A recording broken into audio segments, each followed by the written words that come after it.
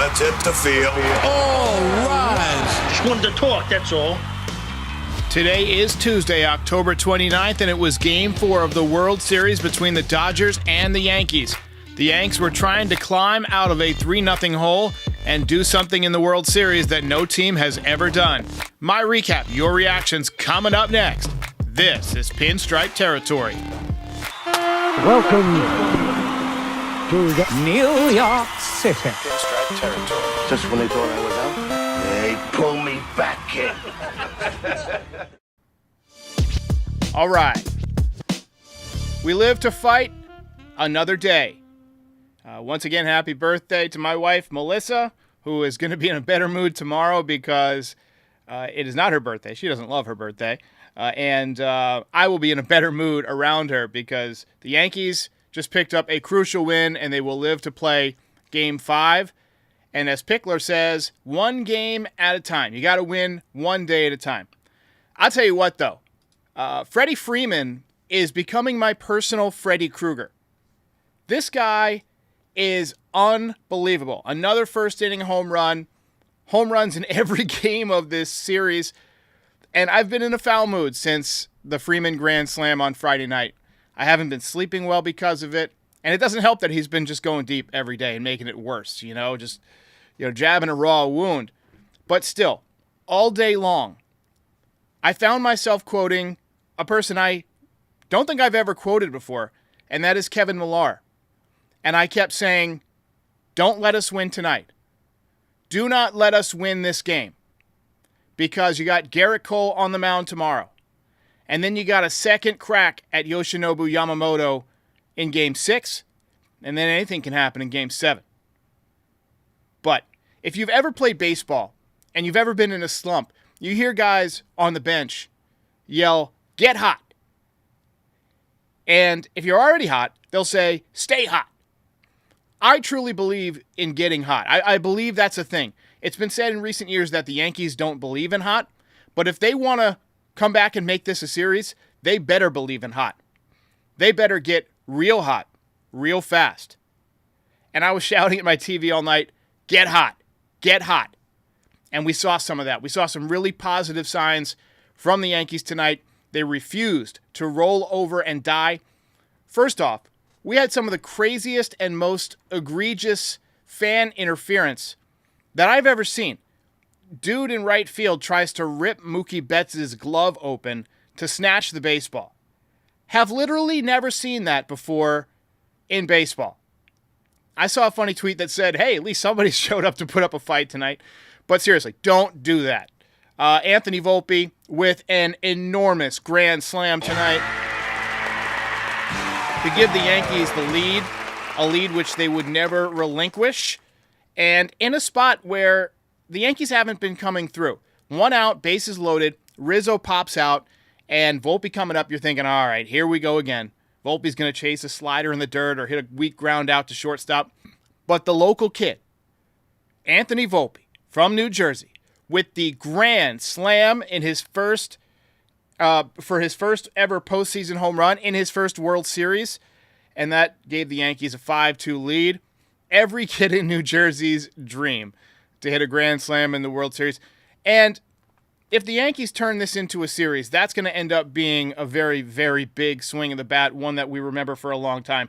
If they lose tomorrow and you're done in 5, it's like, well, whatever. Footnote, pretty cool Game 4, but whatever. But if they win tomorrow and they force a Game 6, perhaps force a Game 7, let's not get ahead of ourselves. But that will be a big swing. And I thought it was interesting how much confidence the Yankees played with after that. Immediately following that grand slam, more pep in their step.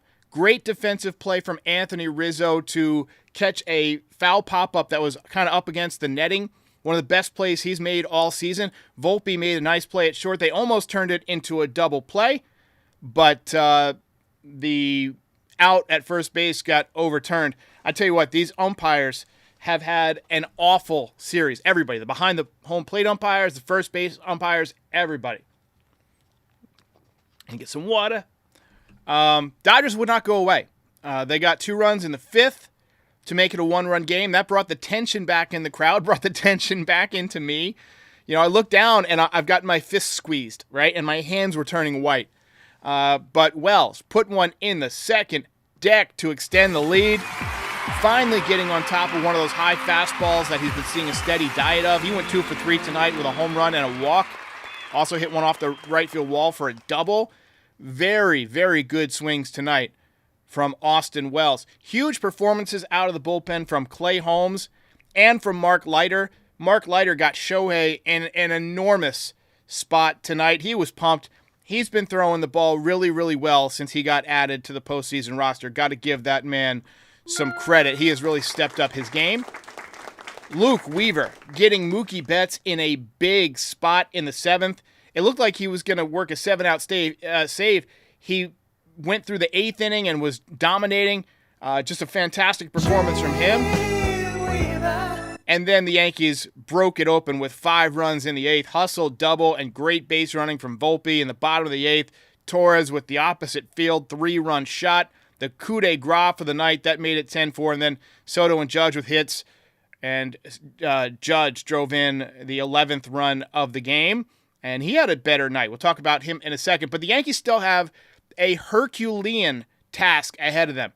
This is a task so big that no team has ever accomplished it before in the World Series. It simply doesn't impress anyone to scale a slightly inclined, grassy slope. But if you climb Everest, you get people's attention. Anyone who's climbed Everest can tell you, though, there are a lot of dead bodies along the way, but it can be done. And a lot of you are asking, where's the fun hat? We don't wear the fun hat down 3-1 in the World Series, or down 3-2, for that matter. If we win Game 6, you will see it. Get your voicemails in, 718-899-1068. Voicemail show tomorrow morning, 10:30 a.m. Tune in, all that stuff. Let's talk a little bit about Luis Gil, who made his World Series debut. The line is not great, but I think you saw a couple of things tonight. You saw flashes of the electric stuff that he has, but you also saw flashes of the erratic control. A lot of upper 90s fastballs, a lot of good hard-breaking sliders. He dotted the I on the outside corner a few times, but he also hit the backstop a few times and made Austin Wells jump a few times. A couple of doubles and a home run in the first couple of innings. He got some help from Rizzo and Volpe on a double play on a very hard-hit ball. But then he began to settle in. He had a really good 3rd inning. He had a really good 4th inning. And we shouldn't discount that just because the line doesn't look great. 4 innings, 5 hits, 4 runs, 2 walks, 1 strikeout, couple of home runs. Those were big innings. That allowed the Yankees to take the lead in the bottom of the 3rd, and then he had a shutdown inning in the 4th. So really, really good middle of the game for Luis Gil. He got slapped by Will Smith for a short porch home run, front row. Look, we can't complain about that. Only ballpark that would have been a home run in is Yankee Stadium. We've had a zillion of those. He walked the next hitter, and his night was over with Shohei coming up. Final line, again, 4 innings, 4 earned runs. Not the best outing he's ever had. First World Series start, but look, pitched well enough. Pitched well enough for me. Aaron Judge, really nice ovation in his first at-bat tonight. I thought he looked a lot better. He was taking some pitches, some close pitches outside. He was taking those sliders that he's been chasing for the duration of the postseason. And you can a lot of times tell if a hitter's getting ready to turn it on by the pitches they take, right? The quality of their at-bats. But then he also got drilled by a fastball right on the bottom of the hand. I was just like, oh my God. The minute the guy starts to look good at the plate, he gets hit by a pitch. Our luck. He wouldn't even let the trainer examine it. He would, the trainer was like, here, grab my hand or whatever. And he was just kind of looking off in the other direction. He didn't even want any kind of examination. He's like, I'm fine. Whatever. Bounce. World Series. I'm here to play. He reached on an error his next at bat, put the ball in play. Things can happen. He also flew out to center field. I thought he just missed it. And then he ripped a RBI single in the 8th. I've always felt like it was important for hitters who've been struggling to get a hit in their final at-bat of the game, right? To basically go into a evening and a next day's pregame with a good feeling, right?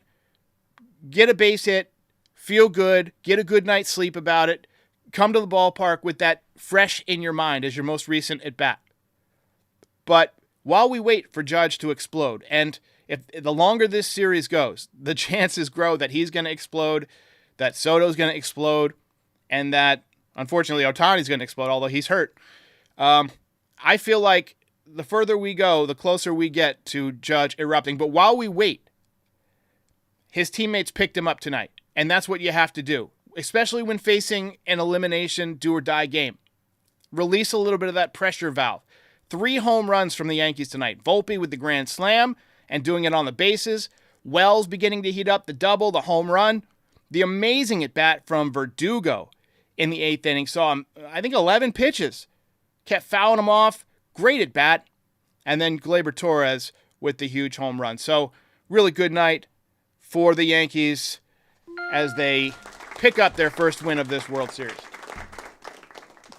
Let's take a few comments before we preview Game 5. Franklin Lopez says, where did the Dodgers come up with all these relievers?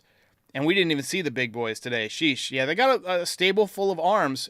And in a bullpen game, we really didn't see it. Tomorrow, we're going to see Jack Flaherty. We'll talk more about that in a second. But they just saw him on Monday. I thought he made some mistakes that he got away with because, remember, it had been 5 days since the end of the ALCS. And the team was not clicking.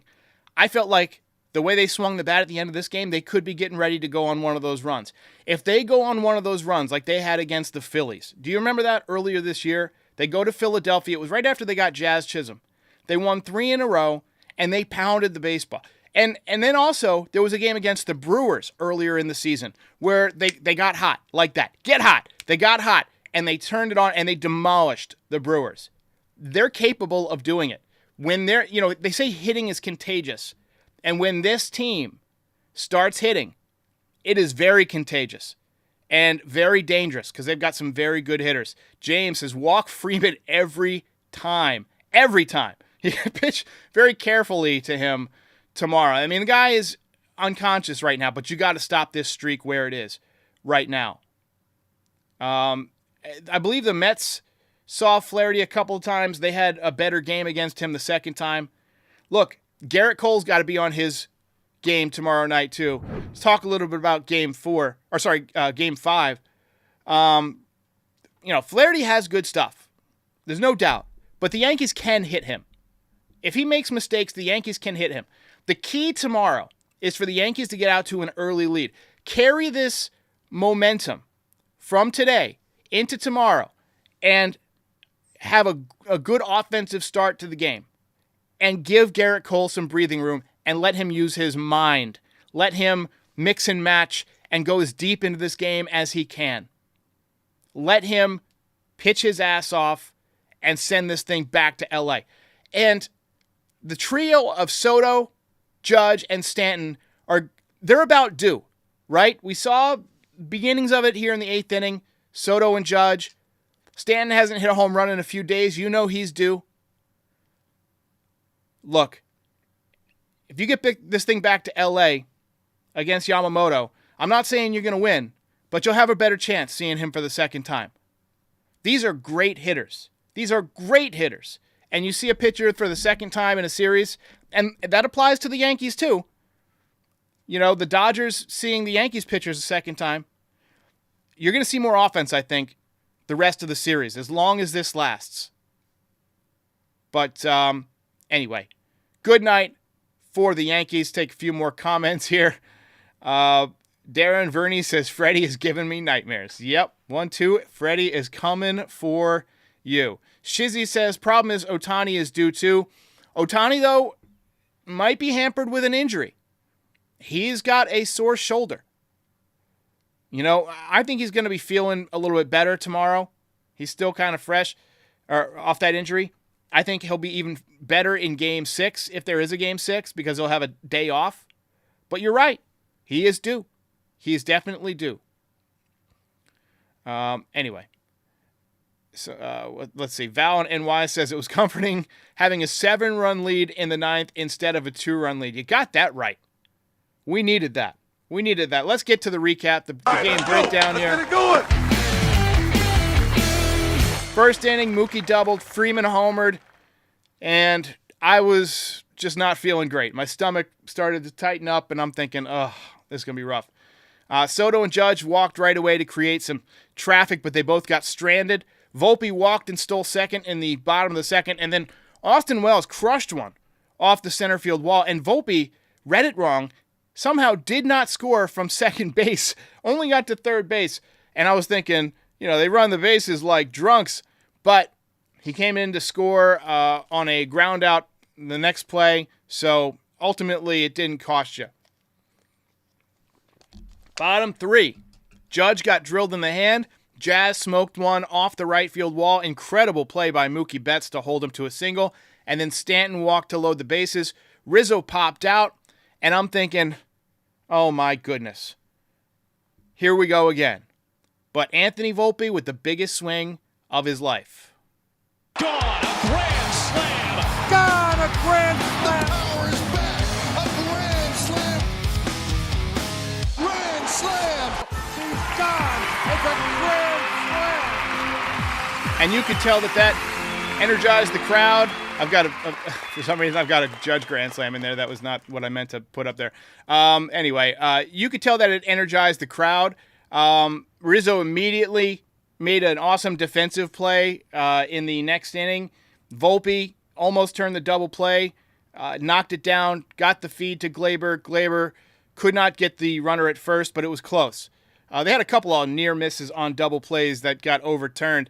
Felt like a weight had been lifted at that point. Top 5, Dodgers got a couple more runs. Home run by Smith. RBI fielder's choice by Freeman, who was absolutely hauling ass down the line on that bum ankle. Gotta respect it.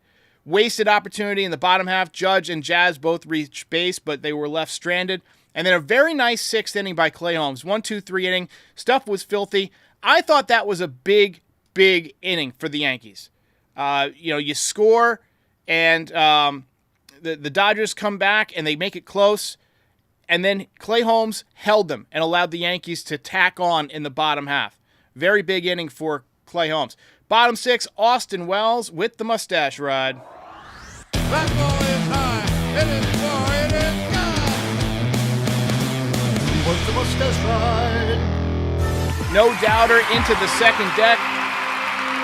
Second ball of the game that he absolutely smoked.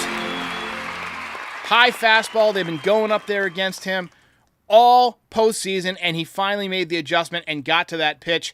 According to a tweet from Katie Sharp, Austin Wells and Anthony Volpe, first set of Yankees teammates aged 25 or younger to homer in the same game since Tony Kubek and Mickey Mantle in 1957. Nice job, guys. 7th inning, very, very nice job by Mark Leiter. Strikeout Ohtani as the tying run. Biggest out that he's had as a Yankee. The splitter was working great. Luke Weaver came into the game in the top of the 7th. He got Mookie Betts to strike out to end the inning. Got him with a high fastball, and then dominating 8th inning. Struck out Max Muncy on a high fastball. Muncy's had a tough series. He was 0 for 3 tonight with 3 strikeouts, and he's been one of my guys that I'm watching out for because he can be extremely dangerous. But huge, huge performance from the Dreamweaver. Wonder if Dreamweaver dreams about Freddie Freeman. Bottom 8, Volpe with a hustle double, stole third base, and then probably for the first time all season, the Yankees scored on one of those contact plays with a runner on third and a ground ball hit right at an infielder. The throw was just a little bit offline, but Volpe was able to score. And then Glaber, Torres, stay hot. Track wall. See ya. Glaber Torres has gone yard again. It's Glaber Day. Huge swing. Continues to tear the cover off the baseball this postseason. He's only hitting .264, but he's got an .809 OPS, 3 RBIs tonight on that home run. And, he's just, he's making a case to either come back or get a decent contract. I don't think he'll be back. I think it's moments like in Game 1, where he lost focus and the ball got away that, might prevent the Yankees from bringing him back. But we're not going to talk about that tonight. We're not going to talk about that. We're going to stay positive, focus on the positives. That's all we can focus on down 3-1.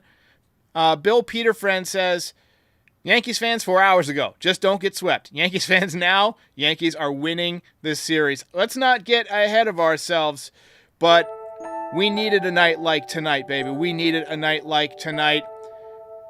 Yankees hang on to win, and they stay alive. Ball game over. Yankees win. Yankees win.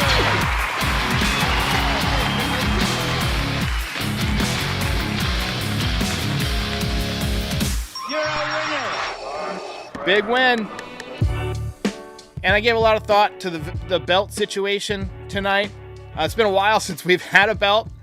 If you're new here, we give out a player of the game in the form of a championship belt at the end of every post-game show that the Yankees win. And tonight, I had to go with co-belts. Volpe and Luke Weaver.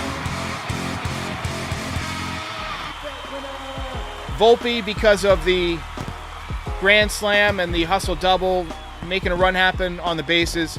And Luke Weaver, 4 extremely big outs, 3 strikeouts, just looked utterly dominating, continues his impressive postseason, and the Yankees are still alive. We can still do this thing. We are not dead. And like I said before, it's going to come down to Gerrit Cole tomorrow. Which Gerrit Cole are we going to see? If we see the Gerrit Cole in Game 1 that we saw in Game 1, I think we're going to force this thing to LA because I think the Yankees are going to hit Jack Flaherty better tomorrow than they did in Game 1. I'm looking for Juan Soto especially. He's obviously one of those guys who learns a lot every time he sees a pitcher. And seeing the same pitcher twice in a week, it feels like Juan Soto, and also feeling good on that hit on his last at-bat there, hitting .319 in the postseason with 1,000 OPS, obviously swinging the bat. Great. You see him tomorrow for the second time, I expect Soto to step up. Judge feeling good. I don't know. I don't know how he'll handle that Jack Flaherty slider tomorrow. But I think Wells, who fouled off some tough pitches against Flaherty last time, will have better at-bats. Jazz Chisholm has had a few hits in this series. Maybe he runs into one of those curveballs. You know? We need some guys to step up on offense tomorrow night. And my bet is Juan Soto. Juan Soto is my pick to click. All right, let's get a few more comments from you guys. Paris Grubb says, Cole is our man. This is why he gets paid the big bucks for nights like tomorrow. Felix XVHST says, playing Fat Joe at full volume right now just to embrace that cringy performance.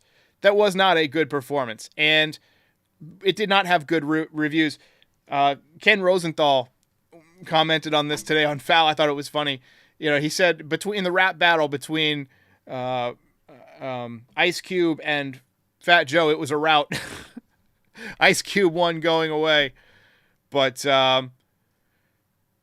Short Life Hack says, Murphy's Law, Yankees will pull off the impossible. Let's not get ahead of ourselves. But let's think about it this way. It's been 20 years that we've had to live with the 3-0 deficit blown, or 3-0 advantage blown to the Red Sox. We've had to live with that for 20 years. And I don't know about you guys, but I am ready to exercise those demons. Exercise the demons. Robert says, put the top hat on. I told you. We don't wear the fun hat when we're down 3-1 in the series. This is do or die. If we even it back up, you'll see the fun hat. That's really the victory hat. That's what I call it. But look, we're in a position where we can't afford any BS. We're going with straight up Yankees support. I'm wearing the classic Yankee cap until this series is even.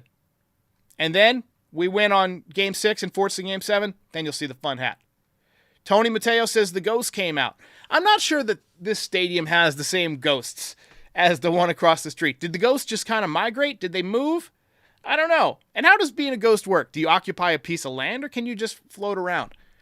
I don't know. Either way, this was a much needed victory.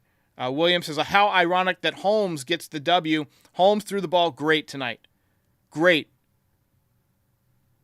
So, hey, let's just look forward to tomorrow. Hope we can keep it up. Let's get some final thoughts here.